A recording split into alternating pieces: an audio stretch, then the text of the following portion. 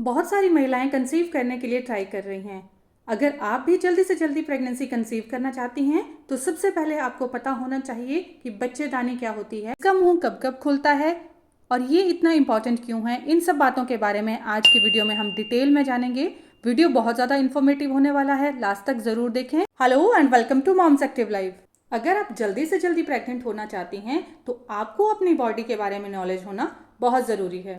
जैसे कि आपका मेंस्ट्रुअल साइकिल कितने दिन का है, आपका ओवल्यूशन कब है, इम्प्लांटेशन कब होगा या पीरियड के बाद सेक्सुअल डिज़ायर कब हाई है, तो इन सब बातों को आपको जानना बहुत ज़रूरी है। इन सब बातों के अलावा आपको बच्चेदानी के बारे में नॉलेज होना भी बहुत ज़रूरी है। कई महिलाएं प्राइवेट पार्ट को ही बच्चेदानी समझती हैं, लेकिन जो हमारा यूट्रस होता है उसके लोअर पार्ट को सर्विक्स और अपर पार्ट को यूट्रस कहते हैं। जब तक बच्चेदानी का मुंह खुला नहीं होगा तब तक आप प्रेग्नेंट नहीं हो सकती हैं, क्योंकि जब ये ओपन होता है तो उसी टाइम आपको रिलेशनशिप प्लान करना होता है। अगर ये ओपन होगा तभी स्पर्म्स जो हैं अंदर जाएंगे और अंडे को फर्टिलाइज करेंगे। तो आपको ये जानना बेहद ज़रूरी है कि बच्चेदानी का मुंह कब कब खुलता है। बेसिकली अगर हम यूट्रस के साइज या उसके स्ट्रक्चर की बात करें तो खजूर के जितना इसका साइज होता है, लेकिन जब आपकी प्रेगनेंसी रुकती है तो ये अपने साइज से 800 से 1000 गुना बड़ा हो जाता है। इसी में बच्चा लोकेटेड होता है और प्लेसेंटा का भी कुछ पार्ट इसमें होता है। देखिए, 2 ग्रुप्स ऑफ सेल्स होते हैं। एक ग्रुप ऑफ सेल जो है बच्चे को बनाता है और दूसरा जो ग्रुप ऑफ सेल है वो प्लेसेंटा बनाने का काम करता है, क्योंकि प्लेसेंटा के थ्रू ही बच्चे को सारा का सारा न्यूट्रिशन मिलता है।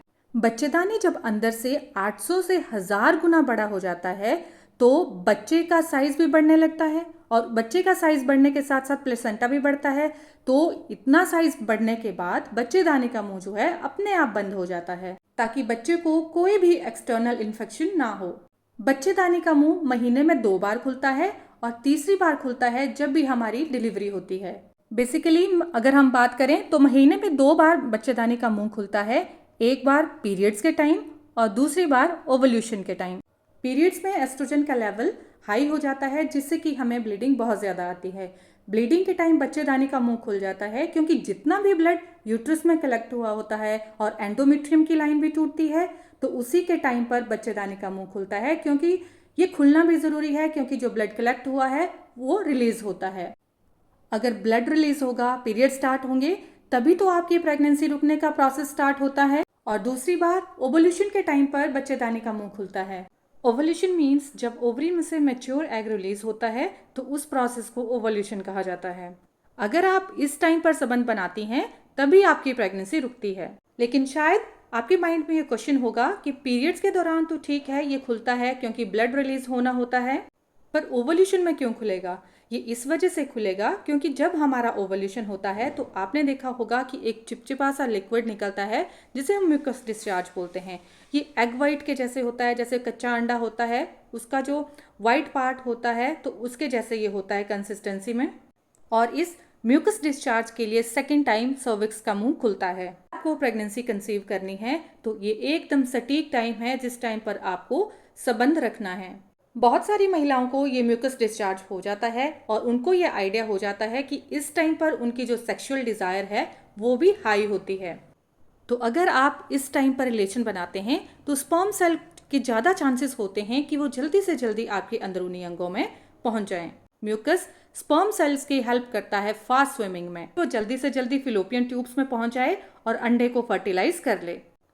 अगर अंडा फिलोपियन ट्यूब में पहले से प्रेजेंट है या 1 या 1.5 दिन के बाद अंडा अगर फिलोपियन ट्यूब में पहुंचता है, तब भी स्पर्म जो है एग को फर्टिलाइज कर देते हैं। तो म्यूकस डिस्चार्ज होना बेहद ज़रूरी है, क्योंकि ये हमें बताता है कि ये राइट टाइम है जिस टाइम आप कंसीव कर सकते हो। अगर आपका ओवल्यूशन 14th डे पर होता है तो आपने 10th डे से ही रिलेशन बनाना शुरू करना है। 16th डे तक आपने रिलेशन बनाना है। आप डेली बेसिस पर भी रख सकते हो या ऑल्टरनेट डेज पर भी आप रिलेशन बना सकते हो। एग 24 घंटे तक ही फिलोपियन ट्यूब में रहता है। अगर इन 24 घंटों में एग फर्टिलाइज हो गया तो डेफिनेटली आपकी प्रेगनेंसी रुक सकती है। और थर्ड टाइम बच्चेदानी का मुंह अपने पूरे साइज में खुलता है जब आपकी एक्टिव डिलीवरी होने वाली है, मतलब बस आपकी डिलीवरी कुछ टाइम में, कुछ देर में होने ही वाली है। इस टाइम पर बच्चेदानी का मुंह 10 सेंटीमीटर तक खुलता है। अगर ये 10 सेंटीमीटर तक ओपन होगा तभी बच्चे का सिर बाहर निकलेगा।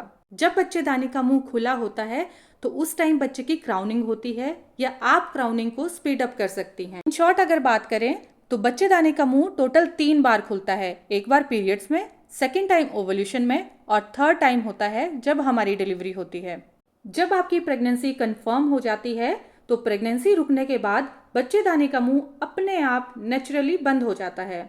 अगर आप प्रेगनेंसी में रिलेशन भी बनाते हैं तब भी आपके बेबी को कोई भी नुकसान नहीं होगा, क्योंकि उस टाइम बच्चेदानी का मुंह बिल्कुल बंद होता है। लेकिन आपने इस बात का ध्यान रखना है कि महिला को कोई भी दिक्कत नहीं होनी चाहिए। अगर आप सेफ पोजीशन में रिलेशन रखते हो तो बच्चे को इससे कोई हार्म नहीं है। लेकिन अगर आपकी प्रेगनेंसी में कॉम्प्लिकेशंस हैं तो आप डॉक्टर से ज़रूर सलाह लें। तो दोस्तों, ये था मेरा आज का वीडियो। उम्मीद करती हूँ आपको वीडियो इन्फॉर्मेटिव लगा होगा, इंटरेस्टिंग लगा होगा। वीडियो आपको अच्छा लगा तो प्लीज़ चैनल को लाइक, शेयर और सब्सक्राइब करना बिल्कुल ना भूलें। मिलते हैं नेक्स्ट वीडियो में, तब तक के लिए बाय बाय।